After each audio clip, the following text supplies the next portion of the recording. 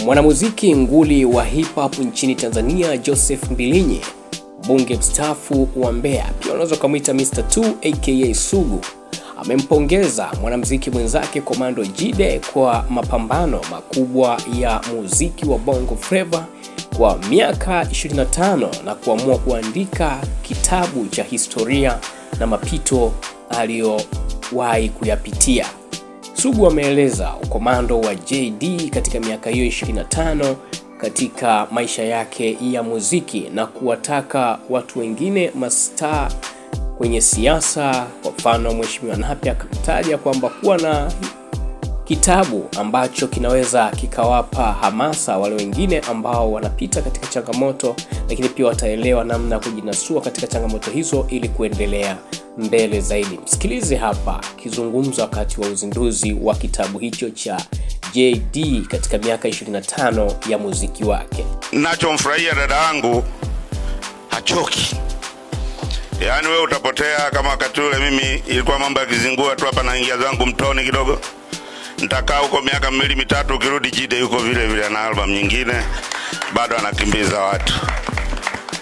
Kwa hiyo ni komando kweli kweli. Sio physical kwamba eti kaenda baka pigana na nani.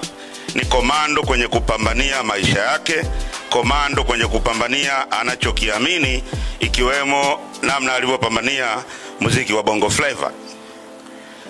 Sasa nampongeza kwa kuandika kitabu kwa sababu ni vizuri sana sisi ambao tunapata privilege ya kutoka somewhere na ku-experience maisha fulani mpaka kufika hatua fulani, ni vizuri tukaandika kitabu ili wengine waliokata tamaa wakisoma wananyanyuka.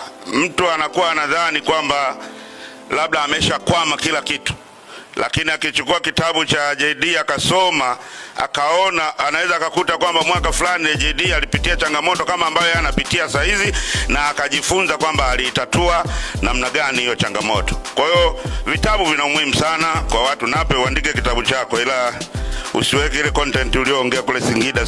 Lakini otherwise ni muhimu sana kwa watu ambao ni public figures, wana historia ya kushare na watu, wasiwe wachoyo, watoe hiyo historia yao kwa kuandika vitabu ili watu wengine wajifunze walipita vipi changamoto, walipita hatua zipi kwenye maisha mpaka kufikia hapo walipofika.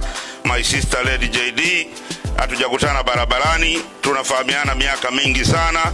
Congratulations sana, hongera sana kwa hatua hii ya kuandika kitabu.